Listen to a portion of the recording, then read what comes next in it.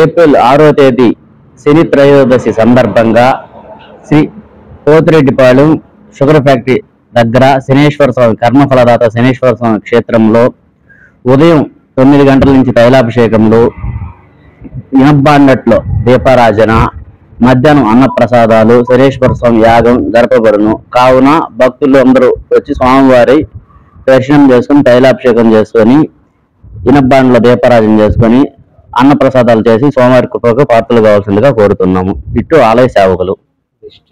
సమావేశాన్ని చూస్తుంటే నిజంగా నారాయణ గారు కానీ విపిఆర్ కానీ గెలిచినట్టే అని అనిపిస్తుంది. మనందరి యొక్క కలయిక చాలా ఆనందంగా ఉంది.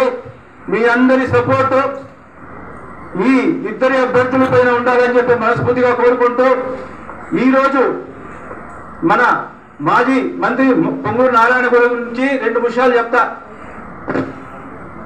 ఆయన 2014, 2019లో మనం ఓట్లు వేస్తే గెలవలా. తెలుగుదేశం పార్టీ ఆయన్ని మున్సిపల్ చైర్మన్ గా చేసింది, మున్సిపల్ మంత్రిగా చేసింది. ఆ రోజు నుంచి రాష్ట్రానికి కానీ మన నెల్లూరుకి కానీ ఎనలేని సేవలు చేస్తున్నారు. రాష్ట్రానికి ఏం చేశారంటే, ఒక వైజాగ్ తీసుకోండి, ఒక విజయవాడ తీసుకోండి, ఒక విశాఖపట్నం మన రాజమహేంద్రవరం తీసుకోండి, తిరుపతి తీసుకోండి, సిటీలన్నీ డెవలప్ చేసి ఈరోజు విడిపోయిన రాష్ట్రానికి ఒక దిక్సూచిగా నిలిపిన ఏకైక వ్యక్తి మన పొంగూరు నారాయణ గారు. మన నెల్లూరుకు తీసుకుంటే చెప్పలేని అభివృద్ధి కార్యక్రమాలు చెప్పాలంటే చాలా ఉన్నాయి. వాటిలో ఒక 2-3 చెప్తాను. మొదటిది పార్కులు తీసుకుంటే చరిత్రలో మనం ఎక్కడా కూడా ఇప్పటిదాకా చూడలే. సుమారు 85 పార్కులు ఈరోజు నెల్లూరు నగరంలో ఉన్నాయంటే ఆయన యొక్క కృషి ఫలితమే అని చెప్పి ఈ సందర్భంగా తెలియజేసుకుంటున్నా.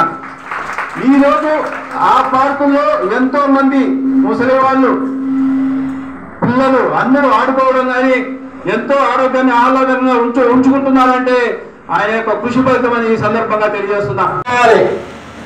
అంతేకాదు మనం ఆరోగ్యంగా ఉండాలి, ఎటువంటి అనారోగ్యం గురి కాకూడదని మంచినీటి ప్రాజెక్టు, మినరల్ వాటర్ ఈ నెల్లూరు జనానికి అందించాలని చెప్పి సంగం బ్యారేజ్ నుంచి గ్రావిటీ ద్వారా మినరల్ వాటర్ పైప్ లైన్ వేస్తే ప్రతి ఇంటి ముందర పైప్ లైన్ ఈరోజు కనిపిస్తుంది.